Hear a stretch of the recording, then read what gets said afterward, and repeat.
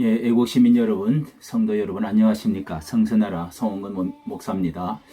예, 그 손봉호 교수의 그 코로나 예배차 반역에 대한 그 논란, 예배 모임의 정신에 대한 이번 기회에 이런 말씀을 우리가 이제 코로나 전국으로 모든 정부가 온갖 이제 그 대책을 내어놓고 이제 명령을 내리면서 예배를 대면 예배, 비대면 예배를 해가지고 언제까지 이것이 2주간이 갈지 2달이 갈지 2년이 갈지 모르는 이러한 그 심각한 이 기독교의 그 존재 자체에 위협을 느끼는 이런 지경까지에 가 있는 마당에 이런 그 예배 그 논란에 대해서 손봉호 교수의 그 CBS 시사자키 정관용입니다 하는 그 유명한 프로에서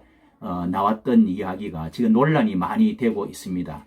차제에 예배가 과연 어떤 우리가 예배를 드려야 될 것인지, 또 이 손 교수께서는 정강훈 목사와 아주 대립 관계에 있어서 끝까지 지금 이런 그 대립 관계가 있습니다. 저는 이런 그 유튜브의 정치적인 것은 잘 모르고 단지 우리 기독교가 또 이 보수 우파가 기독교적인 정신 위에서 하나님의 나라가 확장되어지고 또 그리고 민족 복음화와 그리고 이제 예수 한국 복음 통일로 이루어가는 새로운 제2의 도약이 이루어질 수 있기를 기도하는 마음에서 이 일을 시작을 이렇게 했는데요. 과연 우리가 좌파, 주사파 혹은 공산주의, 사회주의 입장으로 가면은 과연 이러한 날이 올 것이냐, 뒷걸음질 것이냐 하는 많은 그 염려와 생각을 갖게 됩니다. 특히 고신총회에서는 첨예한 그 대립으로 이 이제 정가훈 목사에 대해서도 총회 자체가 이제 이단 이 성이 있느냐 하는 조사를 해보겠다고 했고, 또 이분도 이렇게 말씀을 하는데 우리의 슬픔과 이 그 대립 양론이 있어서 아픔을 가져다 주고 있습니다. 이렇게 코로나 사태가 사태를 통해서 이 사회가 기독교를 이제 걱정하는 사태가 일어났다, 이런 이제 발언을 하면서 신천지 이 사건도 일어났지만은 몇몇 교회에서 많은 그 확진자가 생겼으니까 당연히 모이지 말고, 모임을 왜 하느냐, 석고 여러 군데서는 또 석고 대제하고 미안해하고 사과하고 그렇게 해야 된다, 이렇게 이제 적극적으로 말을 많이 하고 있습니다. 손 교수는 저의 또 이렇게 1년 동안에 저도 그 밑에서 이제 배운 제자라고 할 수도 있는데, 또 오랫동안에 저도 아버지가 세운 교회가 고신척이기 때문에 거기서 이제 태에서부터 모태 신앙으로 이제 그 보수적인 그런 것을 타고 오랫동안 그 교단에서 지냈던 사람이기도 합니다. 조심스럽습니다. 그러나 그분이 발언했던 것을 가지고 이제 몇 말씀을 드려보겠는데요. 교회는 그 형식적인 것을 너무 중요하게 하고 있다, 이러면서 꼭 모여야만이 예배하는 것이냐, 또 사실 성경이 요구하는 것도 아니다, 그러면서 하나님이 인간의 그 무고한 생명을 위험에 빠뜨리시면서까지 예배를 볼 때 그 예배를 기뻐하시겠느냐, 그 하나님 편에서 볼 때 그렇다는 것입니다. 맞는 말씀이죠. 천하보다 귀한 생명이 어디 있겠습니까? 그리고 또 300만 원 벌금에도 모이겠다고 하는 것에 대해서 말하기를, 그 집회의 자유, 종교, 신앙의 그 자유가 신성하고 중요하지만은 그보다도 더 중요한 것은 생명이라, 이렇게 이제 말씀을 했습니다. 하나님께서 보실 때에 생명의 내가 주인인데 생명을 무시하고 나한테 예배한다고 하느냐? 오히려 하나님을 욕되게 하는 것이라고 생각한다. 이것은 하나님에 대한 반역이고 예배가 아니다.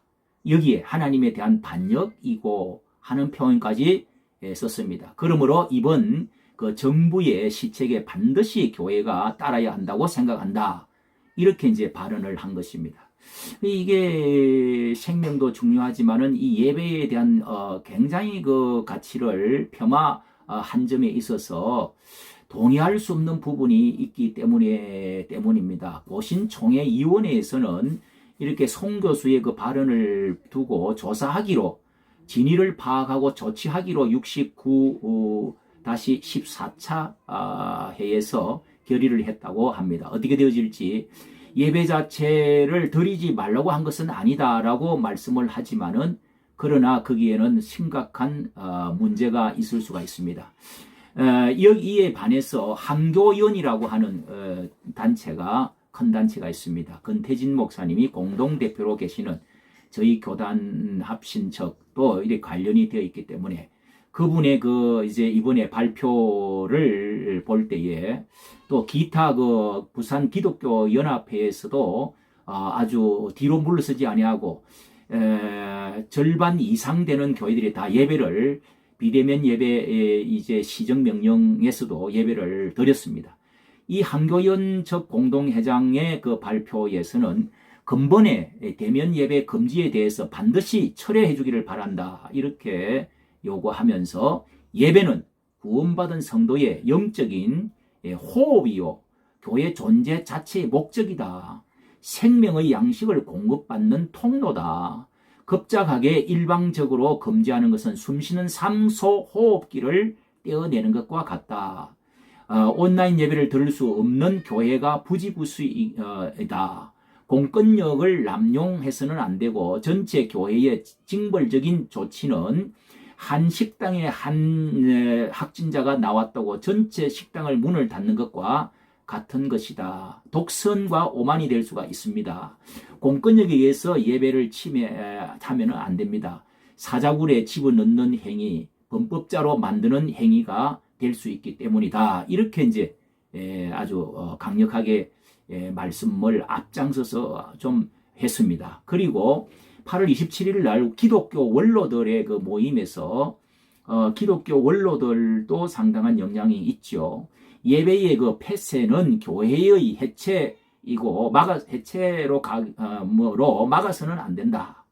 코로나 사태에도 이 목숨보다 더 소중한 가치를 가지고 있기 때문에 우리의 삶의 목적이다. 그러면서 이 로마 시대에도 카타콤 이제 경기장이나 이제 카타콤 가운데서 사자에 뜯겨 죽으면서까지, 또는 그 일제 시대의 고문과 핍박을 받으면서까지, 또 6.25 때에 목숨을 버리면서까지 예배는 이렇게 드려져 왔다, 계속되어져 왔다고 이렇게 주장을 했습니다.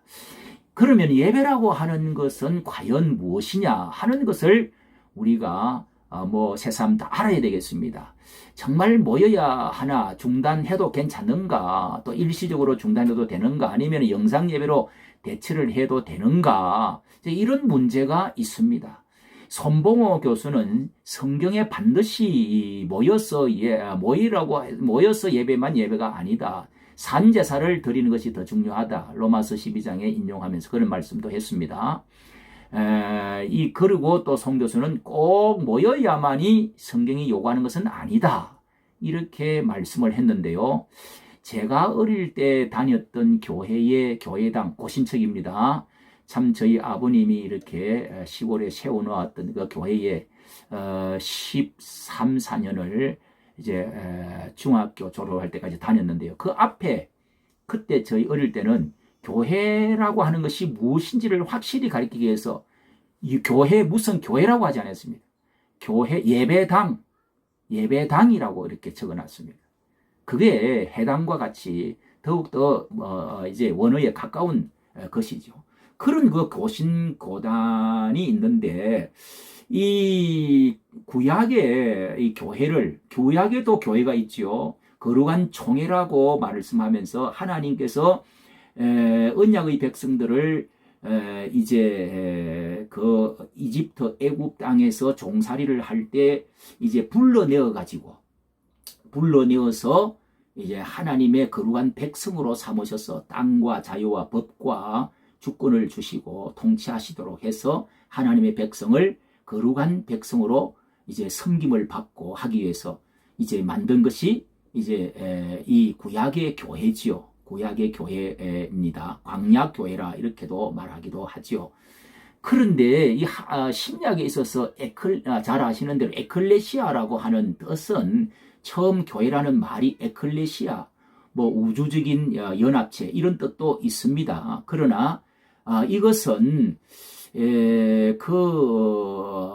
바깥에서 이 민주주의가 이제 폴리스 도시 여러 아테네에 흩어져 있는 그런 히랍에 흩어져 있는 도시들이 모여가지고 이제 원로원이나 이런 것들을 형성해가지고 민주주의를 조개 껍질 투표해가지고 민주주의를 하게 된 때에서부터 나온 말이 에클레시아지 않습니까? 그래서 부름을 저 바깥에 있는 세상에서 있는 사람들이 안으로 부름을 받았다 하는 이제 그런 뜻이 아주 구약의 교회와 성도 이스라엘 교회와 아주 이제 합치되어지는 말씀이 되는 거죠. 부름을 받은 사람이 모임체를 말하는 겁니다. 건물 자체를 말하는 것이 아니고.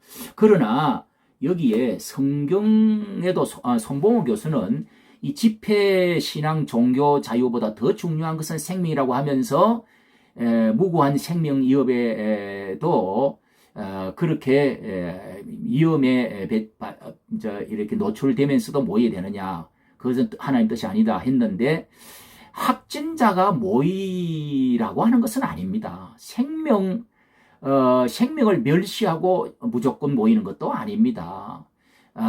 전쟁이 나서 만약에 전쟁이 나가지고 폭격 위험이 처했을 때에 생명의 위험이 있으면 그러면은 모이지 말아야 됩니까? 예?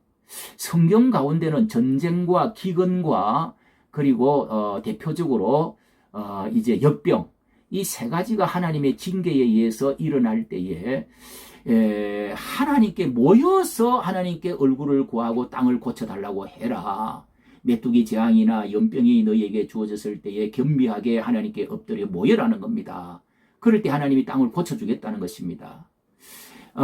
우리가 신약에 왜 이 교회가 처음에 시작되어졌는지 다 아는 대로 살펴보면은 성령이 처음에 오시가 12 제자의 와 120명 문도가 모여가지고 간절히 기도할 때 오순절에 성령이 내려오셔서 그때 교회가 생기면서 그들이 떡을 떼고 말씀을 듣고 사도의 가르침을 받고 서로 나누면서 기도하기를 전혀 힘쓰고 모였지 않았습니까? 성령이 오시면 모이게 되어져 있습니다. 형제의 교제도 중요합니다. 히브리서 11장 24절인가요? 모이기를 피하는 어떤 말세가 가까울수록 모이기를 피하는 어떤 사람들이 습관같이 하지 말라고 했습니다. 그리고 모여가지고 뭐 했습니까? 떡을 떼며 한 몸이라고 하는 것을 서로 기쁨을 나누고 안식을 하면서 동시에 그 부활의 천국에 들어온 영원한 천국을 맛보면서 거기에 형제와 또 봉사와 사랑을 나누는 것이죠. 예수 그리스도의 몸과 살을 그때는 항상 성찬식을 했으니까 살과 떡을 나누어야 되는 것입니다. 모이지 않는데 어떻게 그게 나누어지겠습니까? 에베소서 4장은 뭐라고 그럽니까? 몸이 하나이요. 이 우리의 교회를 예수 그리스도의 몸으로 말씀하시면서 유기적인 그 연합체로 서로 머리를 붙들고 한 몸을 이루면서 할 때 성장하고 장성한 분량에까지 자라나라고 하는 것입니다. 모이지 않으면 성장하지 않습니다. 떨어지면 죽습니다. 멈추는 것입니다. 피가 돌지를 않습니다. 예수님 포도나무 나는 포도나무에 너희는 가지니까 이 가지가 붙어있지 않으면 열매를 맺을 수 없고 오히려 버리워서 불에 태워질 것이라고 말했습니다. 너무도 이게 교회적인 주님과의 연합을 말하는 거 아닙니까? 또 구약에서 역대하 7장 14절에 보면은요, 연병 때에도 연병으로 유행할 때에 모이라고 그랬습니다. 그래 땅을 고쳐준다고 그랬습니다. 또 잘 아시는 대로 요엘서 2장 말씀에 보면은요, 2장 14절 12절부터 이 전쟁과 기근이 올 때에 너희가 골방에서도 나오고 제사장도 나오고 전몽이도 나오고 여자도 신랑도 신부도 다 나와라. 제사장도 나와라. 나와가지고 모여서 금식을 선포하고 기도해라. 그러면은 내가 중심이 뜨거워져서 기도를 듣고 하나님이 땅을 고쳐주셔서 전쟁에서 이기게 해주시고 아주 동해로 다 그 썰어 넣고 그 다음에 땅에서 포도나무와 무화과가 다 번성할 것이다. 이런 말씀이 있는데도 있지 않습니까? 전쟁 때도 미스바에 모여라고 해가지고 모였습니다. 그때 하나님의 기적의 역사 일어나지 않았습니까? 우리는 광야 이 이승만 광장이 바로 미스바 광장으로 저는 생각합니다. 그래서 모이는 것입니다. 모이지 않은데 무슨 역사가 일어나겠습니까? 이것이 바로 교회라고 하는 의미의 그 본질인 것입니다. 또 한 가지 영상예배도 신학적으로 과연 영상예배가 정상적인 예배가 될 수 있을까요? 여기에도 많은 문제가 있습니다. 이게 하나님이 영광받는 영상예배를 가지고 헌금을 드리고, 물론 그것도 하나의 교회에 보이지 않는